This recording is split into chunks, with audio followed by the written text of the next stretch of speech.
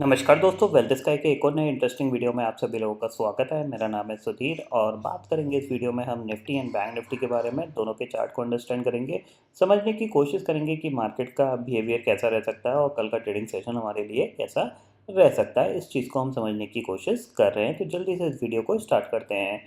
Video start करने से पहले सबसे पहले बात कर लेते हैं हम आज के मार्केट एट 11 के वीडियो की। मार्केट एट 11 के वीडियो में मैंने आपको क्लियरली एक पॉइंट समझाया था कि हम नेगेटिव साइड पे सेटअप ढूंढने की कोशिश करेंगे, क्योंकि हमारा व्यू क्या है, नेगेटिव है। अगर नेगेटिव मार्केट जाता है तो हम उसको ट्रेड करेंगे, और पॉजिटिव मेरा ज़्यादा कोई व्यू नहीं है, क्योंकि मार्केट के लिए कंटिन्यूसली सेलिंग प्रेशर बना हुआ है, नेगेटिव सेंटीमेंट है, उसके हिसाब से ही हम काम करेंगे।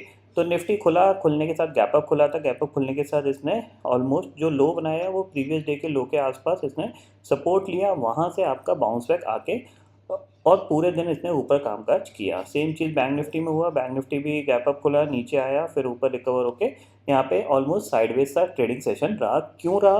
क्योंकि ग्लोबल मार्केट में जो डाउ फ्यूचर्स थे और नैस्डैक फ्यूचर थे वो पॉजिटिव कामकाज कर रहे थे। अभी भी अगर डाउ जो फ्यूचर की बात करें 218 पॉइंट ऊपर है, यानी अभी तो मार्केट लाइव है, तो हम लाइव ही देख लेते हैं। देख सकते हो आप, करीब डाउ जोन्स करीब 216 पॉइंट ऊपर कामकाज कर रहा है, नैस्डैक करीब 54 पॉइंट नेगेटिव कामकाज कर रहा है, यानी डाउ जोन्स के अंदर कह सकते हैं अभी भी रेंज बाउंड ट्रेडिंग सेशन बना हुआ है। ठीक है, इतना समझ में आ गया। अब मार्केट को हम अपने सिंपल भाषा में समझते हैं। देखो, आप लोग बहुत ज़्यादा कंफ्यूज हो रहे हो, पता नहीं क्यों कंफ्यूज हो रहे हैं, क्या रीज़न है। देखो, मैंने बोला हम सेलिंग सेटअप पे काम करेंगे। सेलिंग के हमारे दो सेटअप हैं, ठीक है। एक सेटअप होता है जिसको हम ट्रेंडिंग बोलते हैं, और दूसरा है हमारा सिर्फ डे हाई डे लो के कंसेप्ट का। ठीक है, अब मान लीजिए यहाँ पे हमने क्या किया, अपना 1 मिनट का हाई और लो हमने मार्क किया। ठीक है, आज के ट्रेडिंग सेशन का एग्जांपल बता रहा हूँ मैं। ठीक है, यहाँ पे हमने अपना, ये हमारा 1 मिनट का हाई था, और ऑलमोस्ट हम इसको ही 1 मिनट का लो लेके चलेंगे, क्योंकि ये कैंडल बहुत छोटी सी है और ऑलमोस्ट इन्वर्टेड हैमर की बनी है, तो ये सेलिंग प्रेशर को इंडिकेट करती है। तो हमने ये लो लेके चलते हैं, और ये प्रीवियस डे के लो के आसपास है, इसको लेके चलते हैं। अब मार्केट ने क्या किया, ये हमारा 1 मिनट का हाई लो था, इसने क्या किया, नीचे से जाके ऊपर रिकवर होके यहाँ पे हमारा हाई को तोड़ा। अब हाई को तोड़ा तो सेलिंग सेटअप हमारा दो बनते हैं।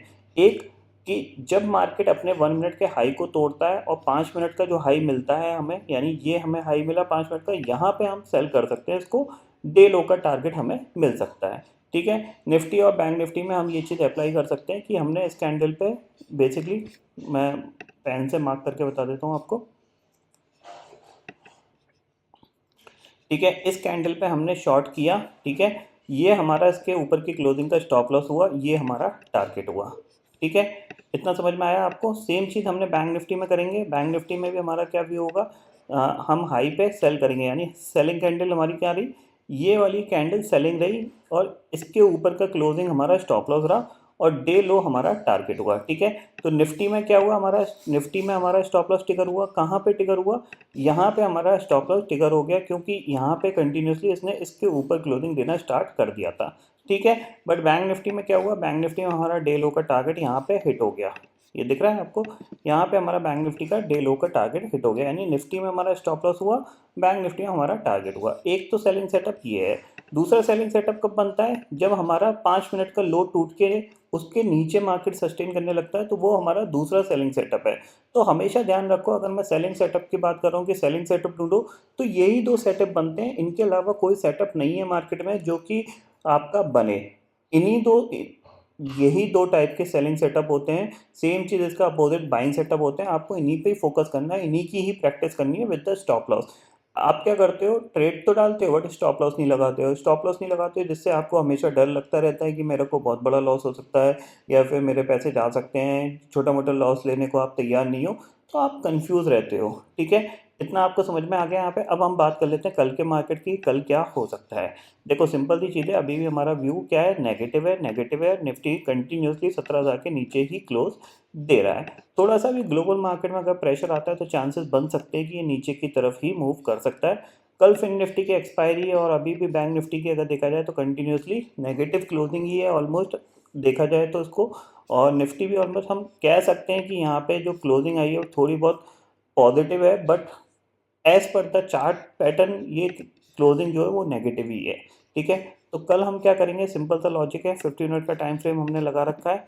क्लोजिंग जो आई है 17,000 के नीचे ही आई है, तो 16,950 के नीचे अगर ये ट्रेड करना स्टार्ट करता है, हम यहाँ पे सेलिंग को ही हम यहाँ पे चूज़ करेंगे और इसको शॉर्ट करेंगे। टारगेट हमारे पास क्या है, पहला हमारे पास है 16,900 और दूसरा टारगेट हमारे पास है एक और नया स्विंग लो।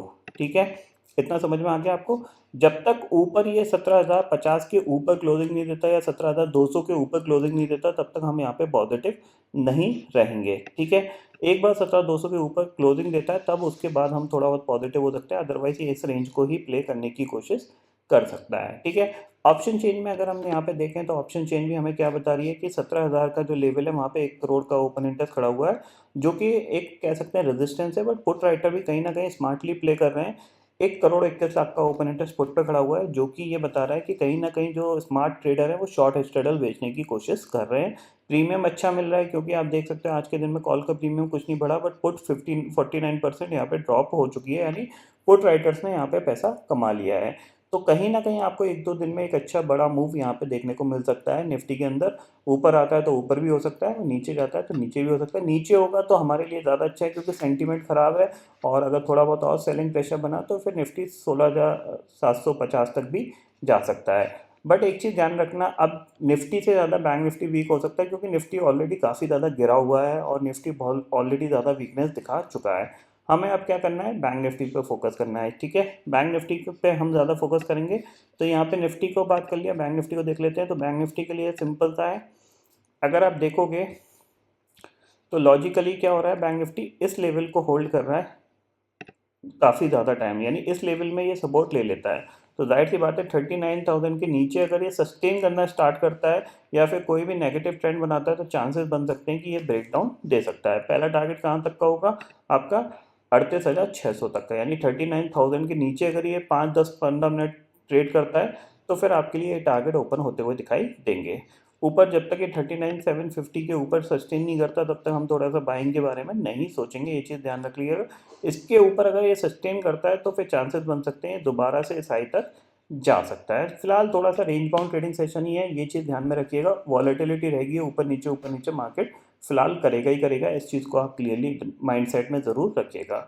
ग्लोबल मार्केट की सिचुएशन करेंटली अगर देखा जाए तो 200 पॉइंट डाउ ऊपर है, तो क्योंकि डाउ की तरह ही हम कर रहे हैं। आपको दिख रहा है डाउ क्या कर रहा है, यहाँ से एक फॉल आया, ऊपर गया नीचे गया, ऊपर गया नीचे गया, ऊपर गया नीचे गया, तो यहाँ कहीं ये एक इस टाइप का ये चैनल बना रहा है। अब ये ब्रेकआउट देगा या ब्रेकडाउन देगा, ये हमें आगे आने वाले दिनों में पता चलेगा, क्योंकि अभी जो बैंकिंग से क्राइसिस के रिलेटेड जो न्यूज़ है वो थोड़ी सी और ज़्यादा स्प्रेड हो रही है। अब देखते हैं उसमें क्या कितना इफेक्ट रहता है। हालांकि उस न्यूज़ में इतना दम नहीं है, बट फिर भी मार्केट का जो सेंटीमेंट है वो थोड़ा सा नेगेटिव ही है। प्राइस एक्शन स्टिल नेगेटिव बना हुआ है, क्लोजिंग अभी भी 200 डे मूविंग एवरेज के नीचे ही आ रही है निफ्टी की। बट हाँ, यहाँ से निफ्टी ने कोई स्ट्रांगली बाउंस बैक नहीं दिखाया है, एक चीज़ ध्यान में रखिएगा। अगर आप थोड़ा सा गौर करोगे तो यहाँ पे देखो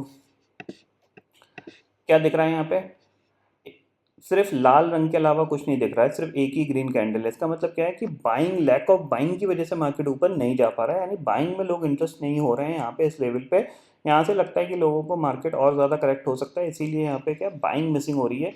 एक बार बाइंग आएगी तो वो स्ट्रांग भी आ सकती है, इतना आप ध्यान में रखिएगा। क्यों, क्योंकि अगर मंथली चार्ट पे देखोगे तो ये कंटिन्यूसली 4 महीने से गिर रहा है।